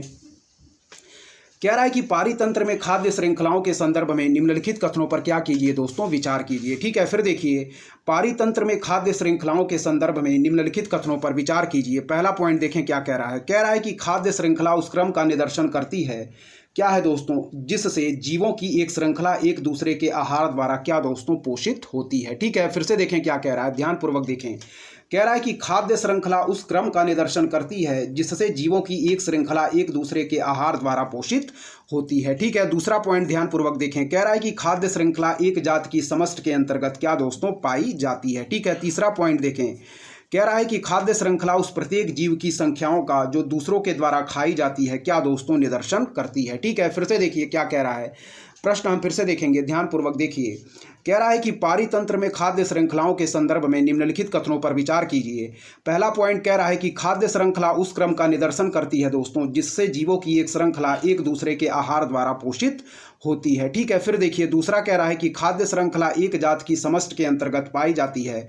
तीसरा पॉइंट दोस्तों क्या कह रहा है, ध्यानपूर्वक देखिएगा कि खाद्य श्रृंखला उस प्रत्येक जीव की संख्याओं का जो दूसरों के द्वारा खाई जाती है क्या है दोस्तों निदर्शन करती है। ठीक है, कह रहा है कि उपर्युक्त कथनों में से कौन कौन से हमारे सही हैं। तो सही आंसर दोस्तों मार्क करेंगे ऑप्शन ए, केवल एक हमारा पॉइंट जो पहला पॉइंट दिया गया वही सही है, सेकंड और थर्ड पॉइंट हमारे गलत दिए गए हैं। इस पॉइंट को याद रखिएगा। यानी कि जो दिया गया है दोस्तों यहाँ की पारितंत्र में खाद्य श्रृंखलाओं के संदर्भ में निम्नलिखित कथनों पर विचार कीजिए, तो पहला पॉइंट केवल सही है, यानी कि खाद्य श्रृंखला उस क्रम का निदर्शन करती है दोस्तों जिससे जीवों की एक श्रृंखला एक दूसरे के आहार द्वारा क्या दोस्तों पोषित होती है। जबकि सेकंड और थर्ड पॉइंट दोस्तों हमारे गलत दिए गए हैं। ठीक है, याद रखिए फर्स्ट पॉइंट केवल सही है, सेकंड और थर्ड पॉइंट दोस्तों हमारे गलत दिए गए हैं। व्याख्या इसकी इंपॉर्टेंट है, व्याख्या देखेंगे क्या दिया गया है, ध्यानपूर्वक देखिएगा। ठीक है, इंपॉर्टेंट है व्याख्या। चलिए व्याख्या इसकी हम देखते हैं। ठीक है, पहला पॉइंट जो कह रहा है दोस्तों ध्यानपूर्वक देखिएगा। पहला पॉइंट कह रहा है यहाँ पे देखें कि जीव मंडल में एक जीव से दूसरे जीव में दोस्तों ऊर्जा भोजन के रूप में के स्थानांतरण के क्रम को क्या दोस्तों खाद्य श्रृंखला कहते हैं। फिर देखिए, जीव मंडल में एक जीव से दूसरे जीव में ऊर्जा यानी भोजन के रूप में के स्थानांतरण के क्रम को दोस्तों हम खाद्य श्रृंखला यानी कि फूड चेन कहते हैं। ठीक है, खाद्य श्रृंखला का उदाहरण है दोस्तों घास से हमारा कीट, कीट से मेढक, मेढक से सांप और सांप से दोस्तों बाज। फिर देखिए कह रहा है जीव मंडल में एक जीव से दूसरे जीव में ऊर्जा भोजन के रूप में के स्थानांतरण के क्रम को दोस्तों खाद्य श्रृंखला यानी कि फूड चेन कहते हैं। खाद्य श्रृंखला का उदाहरण है दोस्तों, पहले हो जाएगा घास, फिर हो जाएगा दोस्तों कीट, फिर हो जाएगा मेढक, फिर सांप, फिर बाज। ठीक है, फिर दूसरा दोस्तों कह रहा है कथन 2 हमारा इसलिए गलत है क्योंकि खाद्य श्रृंखला दोस्तों किसी एक जात की समष्टि में नहीं पाई जाती है, अपितु इसका क्षेत्र क्या होता है दोस्तों व्यापक होता है तथा इसके अंतर्गत दोस्तों विविध जीव समष्टियां शामिल होती हैं। इस पॉइंट को याद रखिए। फिर देखिए कथन 2 इसलिए गलत है क्योंकि खाद्य श्रृंखला यानी कि दोस्तों फूड चेन हमारी एक जात की समष्टि में नहीं पाई जाती है, अपितु इसका क्षेत्र दोस्तों व्यापक होता है तथा इसके अंतर्गत विविध जीव समष्टियां क्या दोस्तों शामिल होती हैं। इस पॉइंट को याद रखिए। ठीक है, कथन 3 हमारा इसलिए गलत है क्योंकि प्रत्येक जीव की संख्या समष्टि जो दूसरों द्वारा खाई जाती है का निदर्शन पोषण स्तर कहलाता है, ना कि खाद्य श्रृंखला। ठीक है, इस पॉइंट को याद रखिएगा। क्या कह रहा है, कथन 3 इसलिए गलत है क्योंकि प्रत्येक जीव की संख्या यानी समष्टि जो दूसरों द्वारा खाई जाती है का निदर्शन दोस्तों पोषण स्तर कहलाता है, ना कि दोस्तों खाद्य श्रृंखला। इस पॉइंट को याद रखिएगा। एक बार और देखेंगे, कथन 3 इसलिए गलत है क्योंकि प्रत्येक जीव की संख्या समष्टि जो दूसरों द्वारा खाई जाती है का निदर्शन पोषण स्तर कहलाता है दोस्तों, ना कि खाद्य श्रृंखला। ठीक है, नोट देखें क्या कह रहा है। कह रहा दोस्तों हमारा कि खाद्य श्रृंखला एक क्रम का निदर्शन करती है, ना कि जीवों की संख्या का। क्या है, खाद्य श्रृंखला एक क्रम का निदर्शन करती है, ना कि जीवों की संख्या का। तो इस पॉइंट को याद रखिएगा। पूरा व्याख्या हम लोगों ने ध्यानपूर्वक पढ़ लिया है दोस्तों, और इसका जो आंसर सही आंसर हम लोगों ने मार्क किया था वह है हमारा ऑप्शन फर्स्ट केवल सही दिया गया था। एक बार और प्रश्न देखेंगे कि पारितंत्रों में खाद्य श्रृंखलाओं के संदर्भ में निम्नलिखित कथनों पर क्या कीजिए, विचार कीजिए। पहला पॉइंट कह रहा था कि खाद्य श्रृंखला दोस्तों उस क्रम का निदर्शन करती है जिससे जीवों की एक श्रृंखला एक दूसरे के आहार द्वारा पोषित होती है, तो यह पॉइंट हमारा बिल्कुल सही दिया गया था। जबकि दूसरा कह रहा था कि खाद्य श्रृंखला एक जात की समष्टि के अंतर्गत पाई जाती है, यह पॉइंट गलत है। और तीसरा पॉइंट कह रहा था कि खाद्य श्रृंखला उस प्रत्येक जीव की संख्याओं का जो दूसरों के द्वारा खाई जाती है निदर्शन करती है, तो यह भी पॉइंट हमारा गलत दिया गया था। सही आंसर हम लोगों ने मार्क किया था, केवल फर्स्ट पॉइंट हमारा सही दिया गया था। ठीक है, चलिए दोस्तों 2012 में जो हमारा पारिस्थितिक तंत्र इकोसिस्टम टॉपिक से पूछा गया प्रश्न है उसको देखेंगे। ध्यानपूर्वक यहाँ देखिएगा, इंपॉर्टेंट है। चलिए देखिए, ठीक है, देखेंगे। चलिए देखिए क्या कह रहा है दोस्तों, ध्यानपूर्वक देखिए। 2012 में जो इकोसिस्टम टॉपिक से पूछा गया प्रश्न है उसको देखिए। कह रहा है कि यदि किसी महासागर का पादप प्लवक किसी कारण से पूर्णतया नष्ट हो जाए तो इसका क्या प्रभाव होगा। फिर देखिए कह रहा है कि यदि किसी महासागर का पादप प्लवक किसी कारण से पूर्णतया नष्ट हो जाए तो इसका क्या प्रभाव होगा। पहला पॉइंट दोस्तों कह रहा है कि कार्बन सिंक के रूप में महासागर पर क्या दोस्तों प्रतिकूल प्रभाव पड़ेगा। ठीक है, दूसरा पॉइंट देखें कि महासागर की खाद्य श्रृंखला पर प्रतिकूल प्रभाव पड़ेगा। और तीसरा पॉइंट कह रहा है दोस्तों कि महासागर का जल घनत्व प्रबल रूप से घट जाएगा। ठीक है, निम्नलिखित कूटों के आधार पर सही उत्तर चुनिए। तो इसमें सही आंसर मार्क करेंगे, केवल फर्स्ट और सेकेंड पॉइंट हमारे सही दिए गए हैं, थर्ड पॉइंट हमारा गलत दिया गया है। यानी कि जो थर्ड पॉइंट कह रहा है दोस्तों कि महासागर का जल घनत्व प्रबल रूप से घट जाएगा, यह पॉइंट हमारा गलत है। ठीक है, एक बार और प्रश्न पढ़ेंगे। 2012 में जो हमारा पारिस्थितिक तंत्र टॉपिक से पूछा गया प्रश्न है उसको देखिए। कह रहा है कि यदि किसी महासागर का पादप प्लवक किसी कारण से पूर्णतया नष्ट हो जाए तो इसका क्या प्रभाव होगा। पहला पॉइंट कह रहा है कि कार्बन सिंक के रूप में महासागर पर प्रतिकूल प्रभाव पड़ेगा, बिल्कुल सही है दोस्तों। दूसरा कह रहा है कि महासागर की खाद्य श्रृंखला पर प्रतिकूल प्रभाव पड़ेगा, तो यह भी पॉइंट हमारा सही दिया गया है। जबकि थर्ड पॉइंट कह रहा है कि महासागर का जल घनत्व प्रबल रूप से घट जाएगा, तो यह पॉइंट दोस्तों हमारा गलत दिया गया है। ठीक है, सही आंसर हम मार्क करेंगे। देखें यहाँ निम्नलिखित कूटों के आधार पर सही उत्तर चुनिए। तो सही आंसर हम लोगों ने मार्क किया, केवल फर्स्ट और सेकंड पॉइंट सही दिए गए हैं, बाकी के पॉइंट हमारे गलत दिए गए हैं। ठीक है, चलिए इस प्रश्न की व्याख्या देखेंगे। व्याख्या हमारा इंपॉर्टेंट है दोस्तों, ध्यानपूर्वक यहाँ देखें। चलिए व्याख्या देखिए क्या कह रहा है। पहला पॉइंट जो कह रहा है ध्यानपूर्वक देखेंगे, यहाँ पे देखें, कह रहा है हमारा कि कार्बन डाइऑक्साइड के लिए समुद्र क्या है दोस्तों, एक भंडार गृह की तरह कार्य करता है, क्योंकि यह प्रतिदिन दोस्तों कार्बन डाइऑक्साइड का अवशोषण करता है, अतः इसे कार्बन सिंक भी कहते हैं। महासागर कार्बन सिंक के रूप में कार्बन चक्र में क्या दोस्तों भाग लेते हैं, इस पॉइंट को याद रखिएगा।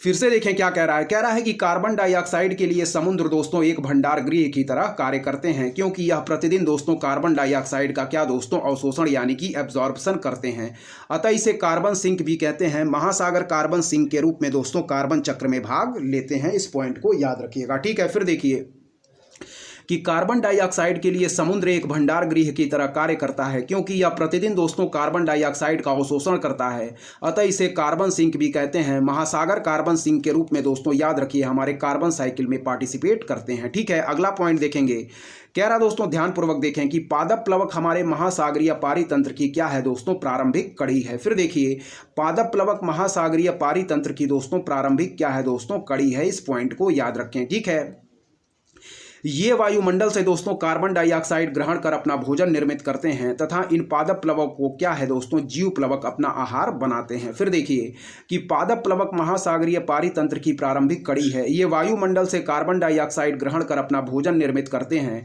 तथा इन पादप प्लवकों को जीव प्लवक अपना क्या दोस्तों आहार बनाते हैं। ठीक है, पादप प्लवक कार्बन का अंतः ग्रहण कर समुद्री खाद्य श्रृंखला का निर्माण करते हैं, जिनकी महासागरीय कार्बन सिंक में महत्वपूर्ण भूमिका होती है। ऐसे में यदि पादप प्लवकों का समूल नाश होता है दोस्तों, तो निश्चय ही कार्बन सिंक के रूप में महासागर एवं महासागरीय खाद्य श्रृंखला पर प्रतिकूल प्रभाव पड़ेगा। अतः कथन 1 एवं 2 सही है, कथन 3 गलत है, क्योंकि महासागरीय जल घनत्व में पादप प्लवकों का कोई विशेष योगदान नहीं होता है। ठीक है, सेकेंड पॉइंट एक बार और पढ़ेंगे, कह रहा है कि पादप प्लवक महासागरीय पारितंत्र की क्या है दोस्तों, प्रारंभिक कड़ी है। ये वायुमंडल से कार्बन डाइऑक्साइड ग्रहण कर अपना भोजन निर्मित करते हैं तथा इन पादप प्लवकों को जीव प्लवक क्या दोस्तों अपना आहार बनाते हैं। ठीक है, पादप प्लवक कार्बन का अंतः ग्रहण कर दोस्तों समुद्री खाद्य श्रृंखला का निर्माण करते हैं, जिनकी महासागरीय कार्बन सिंक में महत्वपूर्ण भूमिका होती है। ऐसे में यदि पादप प्लवकों का समूल दोस्तों नाश होता है, तो निश्चित है कार्बन सिंक के रूप में महासागर एवं महासागरीय खाद्य श्रृंखला पर प्रतिकूल प्रभाव पड़ेगा। अतः कथन 1 एवं 2 सही है, कथन 3 गलत है, क्योंकि महासागरीय जल घनत्व में दोस्तों पादप प्लवकों का कोई विशेष योगदान नहीं होता है, इस पॉइंट को याद रखिएगा। ठीक है, 2011 में पूछे गए प्रश्न की तरफ बढ़ेंगे, जो हमारा पारिस्थितिक तंत्र यानी कि इकोसिस्टम टॉपिक से पूछा गया प्रश्न है। इंपॉर्टेंट है, सारे प्रश्नों को देखते चलिए दोस्तों, क्योंकि 16 जून 2024 को जो हमारी परीक्षा लगी हुई है आईएएस प्रीलिम्स की, इसकी दृष्टि से दोस्तों ये सारे प्रश्न हमारे मोस्ट इंपॉर्टेंट होंगे। ठीक है, क्योंकि दोस्तों यूपीएससी में प्रश्न नहीं लेकिन फैक्ट जरूर रिपीट करते हैं, इसलिए सारे प्रश्नों को आप लोग ध्यानपूर्वक देखते चलिए।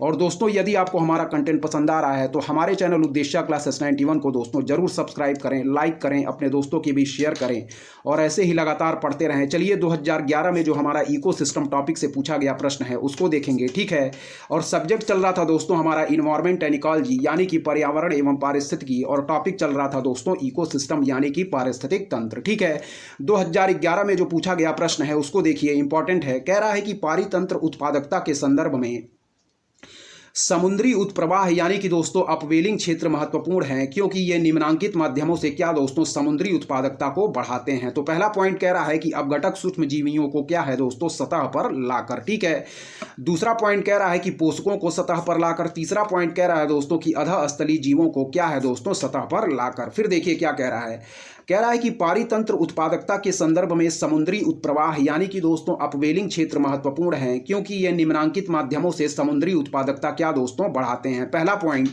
कि अपघटक सूक्ष्म जीवों को क्या है दोस्तों सतह पर लाकर, दूसरा हमारा पोषकों को सतह पर लाकर, तीसरा है हमारा अधस्थलीय जीवों को क्या दोस्तों सतह पर लाकर। एक बार और देखेंगे प्रश्न को कि पारितंत्र उत्पादकता के संदर्भ में समुद्री उत्प्रवाह यानी कि दोस्तों अपवेलिंग क्षेत्र महत्वपूर्ण है, क्योंकि यह निम्नांकित माध्यमों से समुद्री उत्पादकता बढ़ाते हैं। पहला पॉइंट कह रहा है कि अपघटक सूक्ष्म जीवियों को सतह पर लाकर, दूसरा पॉइंट कह रहा है कि पोषकों को सतह पर लाकर, तीसरा पॉइंट कह रहा है कि अधः स्थलीय जीवों को सतह पर लाकर। ठीक है, कह रहा है कि उपर्युक्त में से कौन सा या कौन से कथन सही हैं, तो सही आंसर मार्क करेंगे दोस्तों इसका बिल्कुल केवल सेकंड आंसर, हमारा सेकंड पॉइंट जो दिया गया है वह सही है। ऑप्शन बी हमारा बिल्कुल राइट आंसर होगा, यानी कि दोस्तों क्या सही आंसर हो जाएगा हमारा पोषकों को सतह पर लाकर। बाकी हमारे फर्स्ट और थर्ड पॉइंट जो दिए गए हैं यह गलत दिए गए हैं, इस पॉइंट को याद रखिएगा। ठीक है, प्रश्न कह रहा था कि पारितंत्र उत्पादकता के संदर्भ में समुद्री उत्प्रवाह यानी कि अपवेलिंग क्षेत्र महत्वपूर्ण है, क्योंकि यह निम्नांकित माध्यमों से समुद्री उत्पादकता क्या दोस्तों बढ़ाते हैं। ठीक है,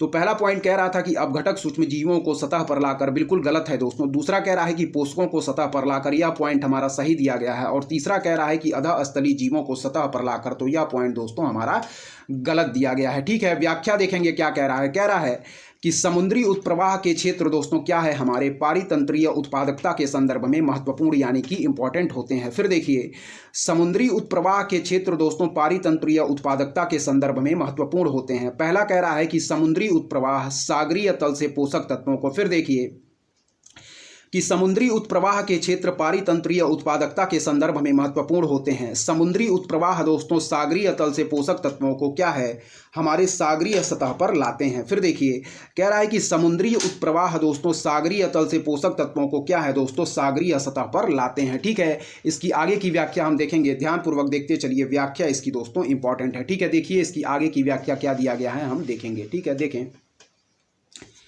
चलिए देखिए दोस्तों इसकी व्याख्या क्या दिया गया है, ध्यानपूर्वक देखिएगा। ठीक है, कह रहा है हमारा कि समुद्री उत्प्रवाह दोस्तों सागरीय तल से पोषक तत्वों को क्या है, सागरीय सतह पर लाता है। इस पॉइंट को याद रखिए। ठीक है, जो पादप प्लवकों के उत्पादन हेतु क्या है दोस्तों, महत्वपूर्ण आहार होता है। इस संदर्भ में अपघटक सूक्ष्म जीवों तथा अधःस्थलीय जीवों की कोई भूमिका नहीं होती है। इस पॉइंट को याद रखिएगा। ठीक है, एक बार और देखेंगे व्याख्या। कह रहा है कि समुद्री उत्प्रवाह के क्षेत्र पारितंत्रीय उत्पादकता के संदर्भ में महत्वपूर्ण होते हैं। समुद्री उत्प्रवाह दोस्तों सागरीय तल से पोषक तत्वों को सागरीय सतह पर लाता है और कह रहा है कि जो पादप प्लवकों के उत्पादन हेतु महत्वपूर्ण आहार होते हैं। ठीक है, इस संदर्भ में अपघटक सूक्ष्म जीवों तथा अधःस्थलीय जीवों की कोई भूमिका नहीं होती है। इस पॉइंट को याद रखिएगा। ठीक है, 2011 में जो पूछा गया इकोसिस्टम टॉपिक से दूसरा प्रश्न है, उसको हम देखेंगे क्या कह रहा है, ध्यानपूर्वक देखिएगा। ठीक है, देखें यहाँ क्या कह रहा है, प्रश्न हम पढ़ेंगे। कह रहा है कि निम्नलिखित पर दोस्तों विचार कीजिए। क्या है, निम्नलिखित पर विचार कीजिए। ठीक है, पहला पॉइंट कह रहा है दोस्तों हमारा प्रकाश संश्लेषण, दूसरा कह रहा है दोस्तों श्वसन, तीसरा कह रहा है जैव पदार्थों का अपक्षय और चौथा कह रहा है दोस्तों ज्वालामुखी क्रियाएं। ठीक है, कह रहा है कि उपर्युक्त में से कौन सी क्रियाएं पृथ्वी के कार्बन चक्र में कार्बन डाइऑक्साइड को जोड़ती हैं। यह प्रश्न दोस्तों हम लोग पहले भी देख चुके हैं, फिर दूसरी बार रिपीट किया गया है। इस प्रश्न को ध्यानपूर्वक देखिए। कह रहा है कि निम्नलिखित पर विचार कीजिए। पहला कह रहा है दोस्तों प्रकाश संश्लेषण, दूसरा कह रहा है दोस्तों श्वसन। ठीक है, फिर तीसरा कह रहा है कि जैव पदार्थों का अपक्षय और चौथा कह रहा है दोस्तों ज्वालामुखी क्रियाएं। ठीक है, कह रहा है कि उपर्युक्त में से कौन कौन सी क्रियाएं हमारी पृथ्वी के कार्बन चक्र में कार्बन डाइऑक्साइड को जोड़ती हैं। ठीक है, तो सही आंसर हम लोगों ने मार्क किया ऑप्शन सी, केवल सेकंड, थर्ड और फोर्थ पॉइंट हमारा सही होगा। ठीक है, फिर से देखिए, कह रहा है कि निम्नलिखित पर विचार कीजिए। पहला कह रहा है प्रकाश संश्लेषण यानी कि दोस्तों फोटोसिंथेसिस की बात कर रहा है। फिर है दोस्तों हमारा श्वसन यानी कि रेस्पिरेशन, फिर कह रहा है जैव पदार्थों का अपक्षय, फिर कह रहा है दोस्तों ज्वालामुखी क्रियाएं यानी कि वोल्केनोस एक्टिविटीज। ठीक है, ध्यानपूर्वक देखें।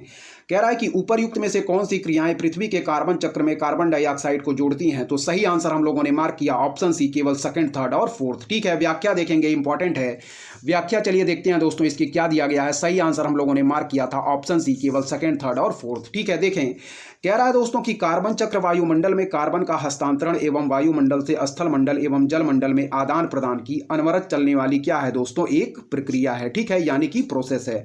फिर देखिए कि कार्बन चक्र में योगदान जोड़ने, ठीक है, करने वाले निम्नांकित घटक हैं, इसको हम देखेंगे। फिर से एक बार व्याख्या देखें।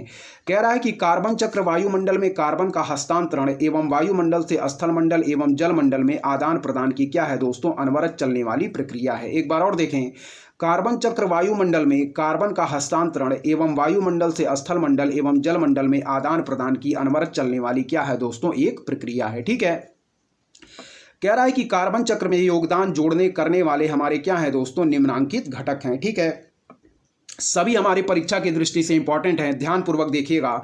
जो कार्बन चक्र में योगदान करने वाले घटक है दोस्तों, उसको ध्यानपूर्वक देखिए। पहला जो पॉइंट है वह है दोस्तों हमारा क्या है, ज्वालामुखी क्रियाएं यानी कि दोस्तों वोल्केनोस एक्टिविटीज। ठीक है, फिर देखिए क्या है, ज्वालामुखी क्रियाएं दोस्तों। ठीक है, फिर देखिए हमारा जंगलों की आग यानी कि दोस्तों फॉरेस्ट फायर। ठीक है, फिर दोस्तों क्या है हमारा जीवाश्म ईंधनों का जलाया जाना यानी कि हमारा क्या है दोस्तों, बर्निंग ऑफ फॉसिल फ्यूल्स। ठीक है, फिर देखिए दोस्तों क्या है, जैव पदार्थों का अपघटन। ठीक है, फिर देखिएगा हमारा क्या है दोस्तों, श्वसन यानी कि जीव वनस्पतियों एवं सागरीय फाइटोप्लैंक्टन द्वारा। ठीक है, फिर देखिए क्या कह रहा है, कार्बन चक्र में कार्बन की कमी करने वाले घटक। फिर है दोस्तों हमारा स्थलीय एवं सागरीय वनस्पतियों द्वारा प्रकाश संश्लेषण, और फिर है दोस्तों हमारा हिमखंडों का सृजन। ठीक है, फिर से हम देखेंगे, इंपॉर्टेंट है, एक बार और देखें क्या कह रहा है। कह रहा है हमारा कि कार्बन चक्र वायुमंडल में कार्बन का हस्तांतरण एवं वायुमंडल से स्थल मंडल एवं जल मंडल में आदान प्रदान की अनवरत चलने वाली क्या है दोस्तों, एक प्रक्रिया है। ठीक है, कार्बन चक्र में योगदान करने वाले जो घटक हैं वह निम्नांकित दिए गए हैं। सारे घटकों को ध्यानपूर्वक देखिएगा, आगामी परीक्षा की दृष्टि से भी ये मोस्ट इंपॉर्टेंट होंगे। चलिए, पहला दिया गया है दोस्तों ज्वालामुखी क्रियाएं, फिर दिया गया है दोस्तों जंगलों की आग, तीसरा दिया गया है दोस्तों जीवाश्म ईंधनों का जलाया जाना, फिर दिया गया है दोस्तों जैव पदार्थों का अपघटन, फिर है दोस्तों हमारा श्वसन यानी कि जीव वनस्पतियों एवं सागरीय फाइटोप्लैंक्टन द्वारा, फिर है हमारा कार्बन चक्र में कार्बन की कमी करने वाले घटक, फिर है हमारा स्थलीय एवं सागरीय वनस्पतियों द्वारा प्रकाश संश्लेषण, और फिर है दोस्तों हमारा हिमखंडों का सृजन। ठीक है दोस्तों, याद रखिएगा। तो इस प्रकार दोस्तों हम लोगों ने 2023 से लेकर 2011 तक के पारिस्थितिक तंत्र टॉपिक से जितने भी प्रश्न पूछे गए थे, सारे प्रश्नों को हम लोगों ने पूरी तरीके से व्याख्या सहित कवर कर लिया है दोस्तों। अब जो हम पर्यावरण एवं पारिस्थितिकी सब्जेक्ट के तहत नेक्स्ट टॉपिक स्टार्ट करेंगे, वह है दोस्तों एक और मोस्ट इंपॉर्टेंट टॉपिक, वह है दोस्तों हमारा जैव विविधता यानी कि बायोडाइवर्सिटी, जिससे संबंधित बहुत सारे प्रश्न दोस्तों हमारी परीक्षाओं में पूछे जाते हैं। इसलिए जितने भी प्रश्नों को हम लोग इस टॉपिक के तहत हल करते चलेंगे, सारे प्रश्नों को आप लोग ध्यानपूर्वक देखते चलेंगे। ठीक है, क्योंकि आगामी परीक्षा की दृष्टि से ये टॉपिक भी दोस्तों हमारे मोस्ट इंपॉर्टेंट हैं। इस टॉपिक से भी बहुत सारे प्रश्न हमारी परीक्षाओं में पूछे जाते हैं। ठीक है, जैव विविधता टॉपिक हम देखेंगे दोस्तों। सब्जेक्ट चल रहा था दोस्तों हमारा पर्यावरण एवं पारिस्थितिकी, और टॉपिक हमारा चलेगा जैव विविधता यानी कि बायोडाइवर्सिटी। ठीक है, तो चलिए देखिएगा 2023 में जो पहला हमारा प्रश्न इस टॉपिक से पूछा गया है, वह कह रहा है दोस्तों, ध्यानपूर्वक देखिए कि निम्नलिखित कथनों पर क्या कीजिए दोस्तों, विचार कीजिए। क्या है, फिर देखिए, कह रहा है निम्नलिखित कथनों पर विचार कीजिए। ठीक है, तो इसमें जो पहला पॉइंट कह रहा है कि कुछ छत्रकों यानी कि मशरूमों में क्या है दोस्तों, औषधीय हैं। क्या है, कुछ छत्रकों यानी कि मशरूमों में क्या है दोस्तों, औषधीय हैं। ठीक है, दूसरा पॉइंट देखें क्या कह रहा है कि कुछ छत्रकों में मन प्रभावी यानी कि दोस्तों क्या है, साइको एक्टिव गुण होते हैं। क्या है, फिर देखिए, कुछ छत्रकों में दोस्तों मन प्रभावी यानी कि साइको एक्टिव गुण होते हैं। ठीक है, तीसरा पॉइंट देखें, कह रहा है कि दोस्तों कुछ छत्रकों में हमारे क्या होते हैं दोस्तों, कीटनाशी गुण होते हैं। ठीक है, चौथा पॉइंट देखें क्या कह रहा है कि कुछ छत्रकों में दोस्तों जैव संदीप्तिशील यानी कि दोस्तों क्या है, बायो ल्यूमिनिसेंट गुण होते हैं। ठीक है, इंपॉर्टेंट है। फिर से देखें, कह रहा है हमारा कि निम्नलिखित कथनों पर विचार कीजिए। ठीक है, फिर से देखें कि निम्नलिखित कथनों पर विचार कीजिए। पहला कह रहा है दोस्तों हमारा कि कुछ छत्रकों में क्या होता है दोस्तों, मशरूमों में औषधीय हैं। दूसरा पॉइंट कह रहा है दोस्तों हमारा देखेंगे कि कुछ छत्रकों में क्या है दोस्तों, मन प्रभावी यानी कि साइको एक्टिव गुण होते हैं। तीसरा पॉइंट कह रहा है कि कुछ छत्रकों में कीटनाशी गुण होते हैं, और चौथा कह रहा है कि कुछ छत्रकों में हमारे जैव संदीप्तिशील यानी कि बायोल्यूमिनेसेंट गुण होते हैं। तो सही आंसर कह रहा है कि उपर्युक्त में से कितने सही हैं, तो सही आंसर मार्क करेंगे। सभी चारों पॉइंट हमारे दोस्तों क्या हैं, सही हैं। ठीक है, फिर देखिए, निम्नलिखित कथनों पर विचार कीजिए। पहला पॉइंट कह रहा है दोस्तों हमारा क्या, कि कुछ छत्रकों यानी कि मशरूमों में क्या है दोस्तों, औषधीय गुण होते हैं। तो यह पॉइंट हमारा बिल्कुल सही दिया गया है। दूसरा पॉइंट कह रहा है कि कुछ छत्रकों में मन प्रभावी यानी कि साइको एक्टिव गुण होते हैं। तो यह भी पॉइंट हमारा सही है। तीसरा पॉइंट कह रहा है कि कुछ छत्रकों में कीटनाशी गुण होते हैं। तो यह भी पॉइंट हमारा सही है। और चौथा पॉइंट कह रहा है कि कुछ छत्रकों में जैव संदीप्तिशील यानी कि बायोल्यूमिनेसेंट गुण होते हैं। तो यह भी पॉइंट हमारा सही दिया गया है। सही आंसर हम लोगों ने मार्क किया। प्रश्न पूछ रहा था कि उपर्युक्त में से कितने कथन सही हैं, तो याद रखें दोस्तों ऑप्शन डी, सभी चारों पॉइंट हमारे क्या हैं दोस्तों, सही दिए गए हैं। ठीक है, हम देख रहे थे दोस्तों सब्जेक्ट पर्यावरण एवं पारिस्थितिकी, और टॉपिक देख रहे थे जैव विविधता। ठीक है, इस टॉपिक से भी संबंधित सारे प्रश्न हमारे मोस्ट इंपॉर्टेंट होंगे। चलिए इसकी व्याख्या देखेंगे। इंपॉर्टेंट, चलिए दोस्तों पहला पॉइंट देखिएगा, ध्यानपूर्वक देखें। कह रहा है कि मशरूम हमारा क्या है, जीवाणुरोधी, प्रतिरक्षा प्रणाली में वृद्धि करने और कोलेस्ट्रॉल को कम करने का कार्य करते हैं। ये जैव सक्रिय यौगिकों के महत्वपूर्ण स्रोत हैं। इन गुणों के परिणाम स्वरूप मशरूम के अर्क का उपयोग मानव स्वास्थ्य में वृद्धि करने और आहार पूरक के रूप में किया जाता है। अतः कथन एक हमारा सही है। फिर देखें कि मशरूम जीवाणुरोधी, प्रतिरक्षा प्रणाली में वृद्धि करने और कोलेस्ट्रॉल को कम करने का कार्य करते हैं। ये जैव सक्रिय यौगिकों के महत्वपूर्ण स्रोत हैं। इन गुणों के परिणाम स्वरूप मशरूम के अर्क का उपयोग मानव स्वास्थ्य में वृद्धि करने और आहार पूरक के रूप में किया जाता है। अतः कथन एक हमारा बिल्कुल सही है। दूसरा पॉइंट देखें, मैजिक मशरूम, जिसे दोस्तों हम क्या है, साइको एक्टिव कवक भी कहते हैं, जो संयुक्त राज्य अमेरिका, मैक्सिको, दक्षिणी अमेरिका एवं विश्व के कई अन्य हिस्सों में उगते हैं। इनमें क्या दोस्तों, याद रखें, साइलोसाइबिन और साइलोसिन पाए जाते हैं, जो मति भ्रमकारी तथा श्रेणीवन नियंत्रित पदार्थ होते हैं। अतः कथन दो भी हमारा सही है। इस पॉइंट को याद रखिए। फिर देखिए, मैजिक मशरूम, जिसे दोस्तों हम लोग साइको एक्टिव कवक कवक जो संयुक्त राज्य अमेरिका, मैक्सिको, दक्षिण अमेरिका एवं विश्व के कई अन्य हिस्सों में उगते हैं। इनमें दोस्तों याद रखें साइलोसाइबिन और साइलोसिन पाए जाते हैं जो मति भ्रमकारी तथा श्रेणी एक नियंत्रित पदार्थ हैं। अतः कथन 2 भी हमारा सही है। तीसरा पॉइंट देखेंगे ध्यानपूर्वक, इंपॉर्टेंट है, देखें यहाँ क्या कह रहा है। तीसरा पॉइंट देखिए दोस्तों, कह रहा है हमारा कि कवक कीट की तरह विकसित होने और अनुकूलन करने में सक्षम जीव होते हैं। क्या है? कवक कीट की तरह विकसित होने और अनुकूलन करने में सक्षम जीव होते हैं।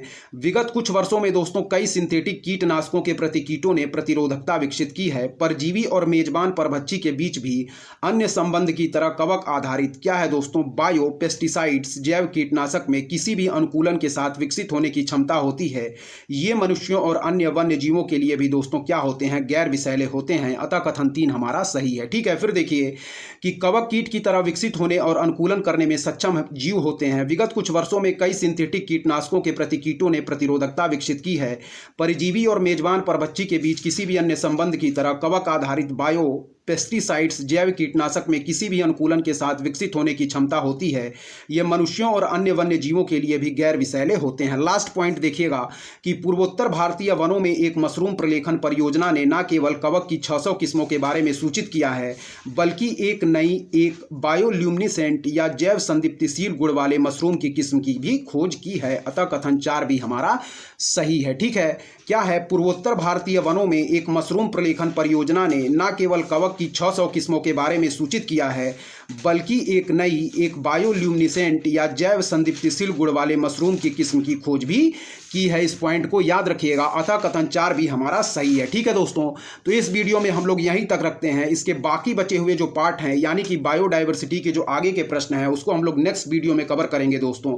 तो इस वीडियो में यहीं तक हम लोग रखते हैं। आप लोग जितने भी प्रश्नों को हम लोगों ने हल किया उन प्रश्नों को आप लोग इन वीडियो से कवर कर लीजिएगा दोस्तों। तब तक के लिए इस वीडियो में यहीं तक रखते हैं दोस्तों। तब तक के लिए धन्यवाद। जय हिंद।